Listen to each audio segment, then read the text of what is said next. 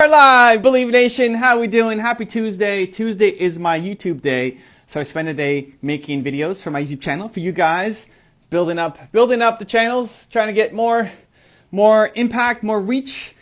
So I just finished filming a whole bunch of different videos, and now I am on my break from making videos to bring a very special guest to our live chat. You are going to love this woman. Let's bring her in. Happy Tuesday, everybody. And there she is. Hi. Believe Nation, we have the one and only Marie Forleo in the house, superstar entrepreneur, writer of the book, Everything is Figureoutable, founder of the BSchool entrepreneurship program. Welcome aboard. Thank you so much for having me. It's so great to be connected. How you feeling? I'm feeling great. I was going to ask you that question because I saw that you just came through your hysterectomy, Yes. which is major surgery. Yes. And how are you feeling? I am feeling so much better. So it's basically 2 months ago since the surgery. And as you said, it's a major one, right? It's a really big one. And my doctors warned me. They were amazing. They were like, for 6 weeks, you're not going to really be able to do anything besides just gently walk. And I'm a person that has so much energy, and working out is a way for me to maintain and strengthen my mental and emotional health. So, oh my goodness, I was a mess for those 6 weeks that I couldn't work out, but it's been a little bit of time. I've had my workouts every day, so I'm feeling so much better. Thank you so much for asking too. So why don't we start there? Because in 2019, I did a tour of the U.S. and I broke my neck 2/3 of the way through, and broke my neck in 2 spots and had a concussion. And everybody was asking, when am I coming home?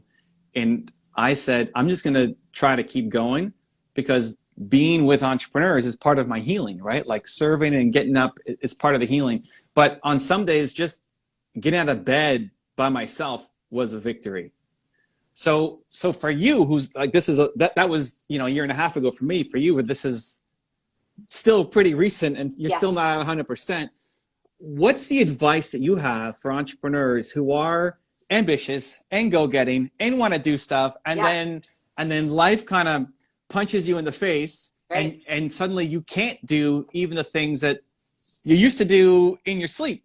Like, what's your advice? Yeah, well, first of all, I think that it's so important that when anything happens with your health, that you press the pause button and you listen, right? So for me, it was about getting to the doctor. And honestly, the way I even learned that I had this enormous tumor growing inside of me is I was on a FaceTime with my best friend.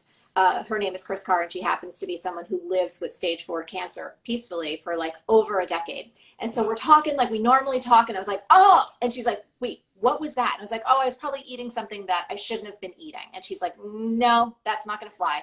She's like, we need to get you into the doctors immediately to get an ultrasound. So here's the answer to that question, right? I was like, no, I have too many things going on. I don't want to slow down and get this ultrasound. And because she's my best friend and she has leverage on me in the sense that I trust her, I love her, and when she needs to get firm with me, she knows she can go there. She's like, I'm going to call Josh, my partner. We've been together almost 18 years. She's like, you're going to get the ultrasound. Like, this is not a negotiation. I was like, okay, fine. So that was for me the big thing. It's like when life comes at you, right? And I was like, okay, I either have this choice to listen to my best friend or to keep overriding it, because it's not that big of a pain. It was just a moment. It only comes and goes. It's not constant. But then when I went to the city and I did all the tests, blood test, stool test, mammogram, ultrasound, and everything was turning out good until the ultrasound came, and literally the radiologist turned the screen and she was like, WTF, do you realize you have a tumor larger than a grapefruit growing outside of your uterus? I was like, wow. No, I did not know that. And she's like, yeah, and there's like 5 other ones too. She's like, we need to get you to a gynecologist immediately. And obviously this is October, so globally we're still in a pandemic. I'm like, so long story short, the doctor was like, the way that we can get this out of you and ensure that it never comes back again is, a hysterectomy. We need to just go in, and you're not going to be able to do anything for like 6 weeks. And I thought to myself, I was like, you know what?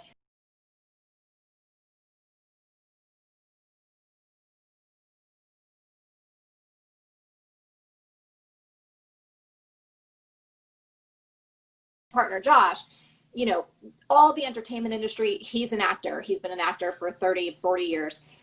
He was shooting a movie in Ukraine at the same time that I was it was just like, oh my goodness, like how is this all happening at once? And he got on a plane, went to the Ukraine shooting this movie. He landed, he got COVID right before I'm going into the hospital. I was like, can 2020 get any wilder? So for everyone listening, I would just say that you have to surrender a little bit to the isness of what's happening, and to give yourself permission to know that you can take it slow for a little bit. You're not going to be forgotten. You're not going to fall behind.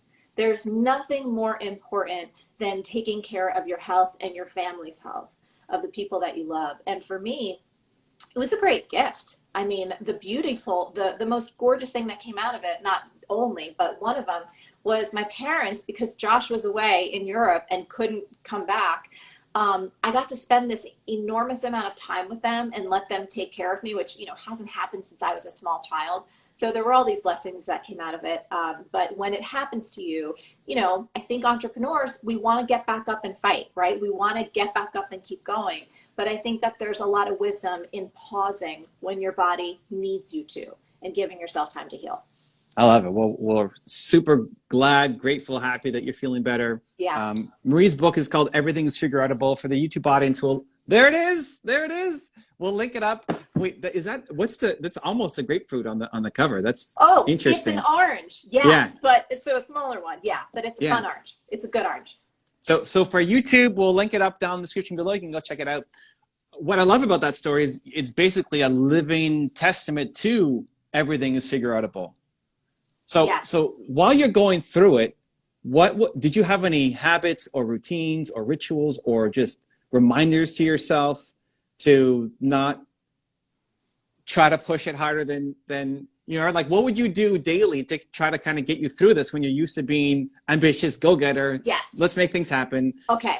This is really important. So, I'm big into the habits that I have that help me stay sane and stay healthy. So some of those, again, look like working out, looks like meditation, looks like journaling, all kinds of basic but fundamental and transformative good habits.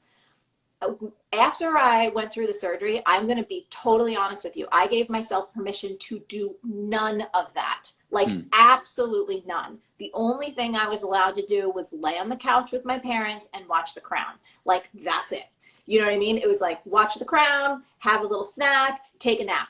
Watch The Crown, have a little snack, take a nap. And I gave myself complete permission to let go of any ideas about shoulds. Oh, you should be meditating right now. Oh, you shouldn't have that, gluten-free mac and cheese. I was like, nope, whatever my body wants right now, my body's going to get, and there is no beating myself up at all. So it was actually a really nice couple of weeks taking a break from all of those routines. And I actually found myself craving the meditation again, craving the journaling again, but not until I was ready for it, if that makes sense. What was that instant, or was that a day later? Like how? No, when did you this decide? was like weeks later. This was weeks later. When you gave yourself the permission to slow down and not do the meditation, was that right away afterwards? Instantly. Okay. Instantly. To be really honest, I had there was a good amount of painkillers that I was on for that first little bit, and for me, being on those painkillers was the only things I could do was pay attention to the timing of when I was going to take my meds, have enough water, have enough food, and just be able to walk. I know that sounds wild, but when there's a big slice on your abdominal wall, you have to kind of learn how to walk again safely. So I was not doing anything besides those, survival-based things. Right. Okay. See, for me, it took me a couple of days for reality to set in. I was in the hospital, and I told the doctor, yeah, so tomorrow I can just do everybody who we canceled the speech on can just come over to my Airbnb and I'll do it from bed. And he's like, no. You have a concussion. You don't understand how this works. and I was hard on myself for I need to be responding to email, but looking at the phone with a concussion, I can only spend 10 minutes a day on the screen time. So how do you get there so fast? Because it took me a couple of days to get into it. And I think a lot of people just stay in that depression zone. Yes.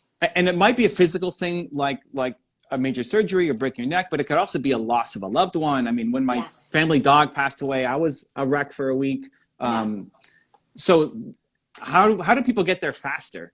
I think that you first have to almost step back and realize that all of us are immersed in a culture that has taught us that nonstop work is the most valuable thing. We're immersed around in media and technology that is like 24/7 hustle. And if you're not doing that, you're not living your best life, or you're not trying hard enough, or you're not making enough effort. And I'll tell you personally, I believe all of that is unsustainable. I think there are certain stages and seasons of life. There are times, whether it be a month, whether it be a little stretch of a couple years, depending on what's happening in your career and with your family, where you can put the pedal to the metal, right? There's something happening. I know even when I was writing the book and when we were launching the book, I mentally prepared. I was like, this is like me going to a version of my own Olympics. So I had to build in time, both previous and then between writing it and promoting it, and then after the book, to just be like, I'm going to be laid out for a little bit. Because, you know, my history is I used to be a Nike Elite dance athlete. And one of the ways that I would get the highest performance for myself, and one of the things I learned throughout that training, was we would go hard for a couple of weeks on a completely new drop, a completely new launch of choreography. We would travel around the world. We would train hundreds, if not thousands of people. But then we would rest and recover. And we would take a few weeks, if not like a month, off. So you just completely step back so that you have that ability to rest and recharge, so you build strength and you go back into it again. So my answer to that question is, I think that we need to do a better job of understanding the power of rest and recovery, so that when those things happen in life, God forbid, there's a loss in your family, or you have an illness, or there's just a major fail or a disappointment, or something comes crashing down on you, that you don't try to get back up too fast, because there is wisdom to be gained from taking a pause and from letting yourself process and look at things from a new perspective. You know, I think that we don't do enough of that in our culture. And if there is a few gifts that we can take out of 2020, it was the power of the pause, right? Like, how many people, I don't know if this happened to you, but I can tell you it happened to me. Just the fact that in March, everything shut down, right? Everything stopped. Life as we knew it was just like gone. And it was this whole new thing. And in that pause, I recognized for myself how much static there was unconsciously. The constant invites, you know, come to this conference, that one. And I'm pretty good at saying no and honoring my integrity around what's most important to me and what's not. But I didn't even realize how much psychic weight I was carrying by how much static was in the world. So I say all of that just to emphasize that if you find yourself in a really difficult position, you know, if it feels right in your bones, you got to get right back up and that feels authentic, great. But if not, don't beat yourself up. If you need to process your emotions, you know, you can't heal it if you don't feel it. Don't beat yourself up. If you want to take a minute to be wise and assess what has happened, how you want to learn from it, and what you might want to do differently in the future. In my experience, I don't do that in a nanosecond. I need a little bit of space to really have some perspective so I can come back stronger and wiser. Does that make sense? Yeah, I love it. And listen, I know you're the habits queen, and also just in BSchool, encouraging people to not just build a business they love, but have that build a life that they love, Yes. right? And that's part of the BSchool kind of philosophy over the teaching the 6 weeks. We're going to help you build a business and a life that you love. Yes. I'm wondering, through the pause that you went through, both with the pandemic as well as your surgery, are there any habits that once you kind of get out of this fully and you're back to normal, and even when the world is back to normal, is there a new habit that you've introduced that you're going to keep, or just back to what you were doing before? No, definitely not back to what I was doing before. What I was doing before was awesome for then, right? I was doing the best I could. It was great. It was all working. I think for me, one of the habits that I've introduced during, especially COVID, right, all of 2020, is I have so much more of an emphasis on joy and architecting my day around joy. So being able to wake up and go like, okay, if I need to get some writing done, old Marie would have been like, I'm going to hit it. Like, you know what I mean? Like, I'm going to go for it. I'm going to have my coffee. I'm going to do whatever. Like, and I'm good at that. I'm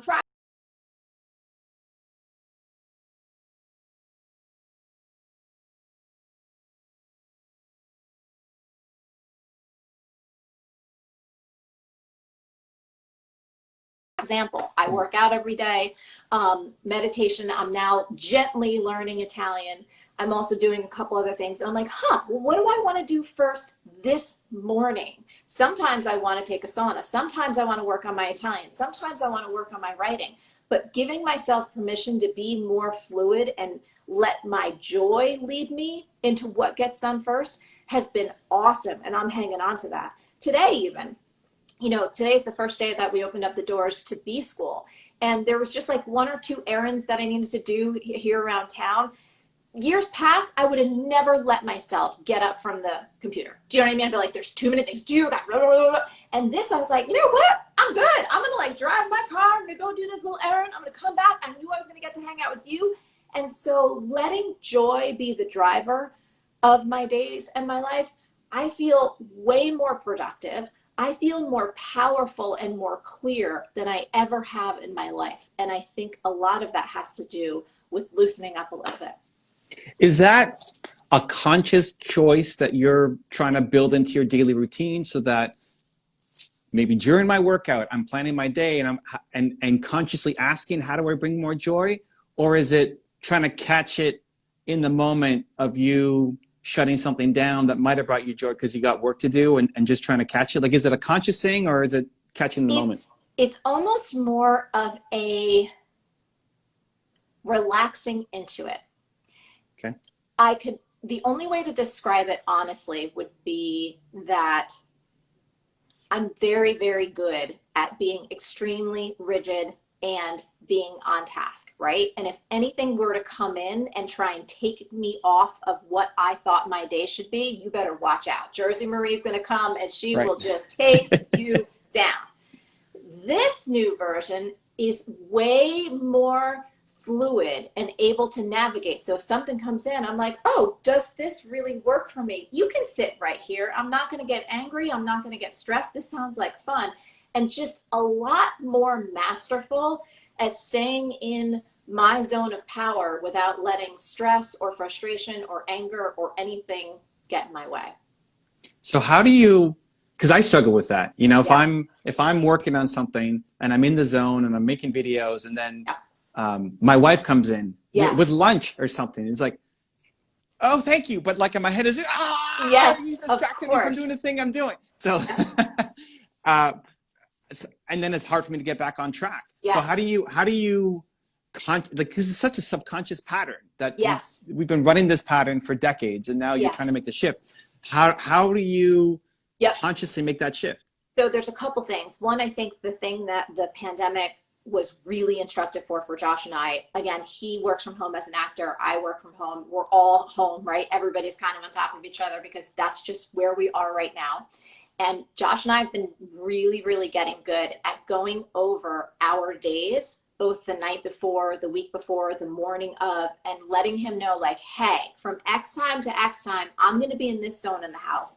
And that's like, I need to stay focused. Do you know what I mean? That means the no interruptions or whatever. So we've been really good with each other in terms of that communication. So I'm like, hey, if you come interrupt me here, like, I'm going to give you that kiss or that hug, or if, you know, you come and want to dance for a minute, like, it's going to be good. But I kind of quarantine off those little chunks of time where it would not be optimal. It would actually be really difficult. Same thing for him. If he's working on lines or he's got whatever going on, he kind of lets me know, but it's not all day. It's not, you can't come interrupt me for 9 hours. I feel like that's not nice. And it's also not realistic really all the time, especially if you love your partner and you definitely, it's like the brain needs breaks. We're not great if we're hitting it hard constantly, right? So to build in those little moments of love, I think it just takes another level of communication. And then for you, here's what I would recommend. Mm-hmm. Recognize that you have a choice. When your wife comes in with some food, you in that moment can either tighten up and go like, ugh, like inside, or you can go, that is not a standard I'm going to drop anymore. Anger and irritation and frustration has no place in this relationship. I'm not going there. Like if I need to have a talk with her a little bit later and say, hey, tomorrow I'm going to need this chunk. Is that cool? But you have to set that new standard in yourself. That's what I'm playing with. And it works like magic. Yeah, I think even before this, we were driving. I was filming videos. She was doing some errands, and on our way back, I'm getting ready for our talk, and I'm like, "Ooh, what am I going to ask Marie? You know, how am I going to introduce her? What do I want to know? We only got so much time together." Yeah. And so I'm just zoned in, and I let her know, like, "Hey, what are you thinking about?" She's thinking about this. Oh, I'm thinking about my interview with Marie coming up because I want to ask her some good questions. And then kind of just went back into my zone. Just the communication to kind of say where we're at has been super helpful. But yeah, still the interruptions in the moment is something that when you're in flow, you get interrupted. I love it. Anyway, fantastic tips. BSchool is launching today. Yes. YouTube, again, we'll link that up in the description below if you want to check it out. Is there anything, so 6 weeks, you know, with your video material, is there anything new this time around, or is there anything specific for this year or coming through this time that you think is going to be super valuable for people? Yeah, well, a couple things. One, the last time we had BSchool open was basically right before COVID hit. So we had close to 10,000 people going through the program when the world just went boop. And what was so surprising to me was, it actually wasn't surprising, it was really heartwarming how many B-schoolers wrote in throughout 2020 to say, thanks, sweet Jesus, that I'm in this program, because all of the marketing and the strategies and the tactics are allowing me to pivot. There's one small example, a woman who owned a brick and mortar coffee shop. And of course, instantly, right, she had to close her doors. And she said, because of what I learned in B-School, I now have Mondays, my online orders are overflowing. She's building her email list, like all of these things. There was a gentleman, I think in Ireland, who raised over 185,000 euros to help make sure that the elderly folks in his community were taken care of during this crisis. And the list goes on of all of these different entrepreneurs who, like everybody else, got shocked by what happened. But they, because they had the skills and the strategies and the tactics, were able to actually do better in 2020 than they did in like 2018 and 2019. So I think that all of us having that framework going into this year is huge. We have an expanded team of B-School mentor coaches who are amazing. I'm so excited to work alongside them with all of our students. We've got new bonus trainings. There's actually new advanced trainings that we've built in the program. So there's a lot of new components.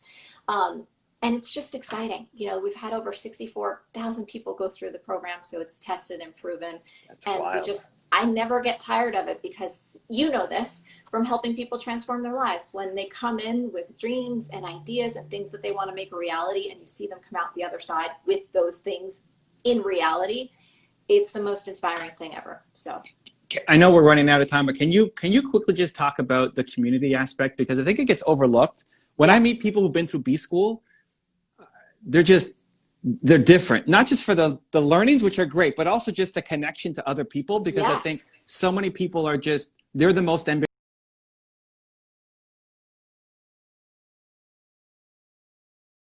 These other people I can talk to and learn from as well, that we're doing it together. Like, I know in your life, your partner was super helpful to you, your friend helped you, go get the tests done. Like, how important has the community aspect been? At least for me as an outsider, it seems super important, but what do you think? Yeah. Oh, 100%. Because what you said is so spot on. There's so many of us that feel, for lack of a better term, a little like the black sheep in our family, or we're just out there, flying our little freak flag, like, hey, we've got these ambitions to do this thing that is so not normal and nobody understands what it is, but I really want to do it and quit my job. And the rest of our family and friend circle might be like, that's not what you should do. And then all of a sudden you come into B-School and you're surrounded by a global community of like-hearted people, meaning folks that believe in who they are, believe that entrepreneurship is a vehicle to make a difference, believe in wanting to serve your customers at a high level and working to understand how to do this in a way that's really aligned with your values. And so to see so many different perspectives, and also to see people from every different country, every different belief system, all different ages. We've had teenagers through folks in their 70s. It really starts to give you a perspective that, wow, modern entrepreneurship can be for everyone. And to be able to contribute, if someone leaves a comment under a video and they're struggling with a particular aspect of whatever the assignment is, and sure, I'll answer, our mentor coaches will answer, but it's also really nice to get support and perspective from fellow students. And all of our grads come back for free. They can come back for free every year. So you get the benefit of so many different perspectives and people who are truly loving and supportive and non-judgmental of you, of wherever you're at. I think it's a really special place. One of the things I take a lot of pride in is just creating a really positive, motivating environment. So people, all of us have hard times, all of us go through different struggles, but I love the way that in BSchool, the way that people treat each other in our comment section is it's just awesome. It's supportive and it's uplifting. And I think, when you're navigating how to build something from scratch, that kind of energy makes a big difference. Amazing. Well, it's crazy how time flies when you're having fun. The book is called Everything is Figureoutable. The program is called BSchool. YouTube will link them both up in the description below. The one and only Marie Forleo, thank you for the time, the love, the energy. So glad you're feeling well, and thank you for joining us today. Thank you so much. Have a great day, everyone. Really appreciate you. Much love. Bye.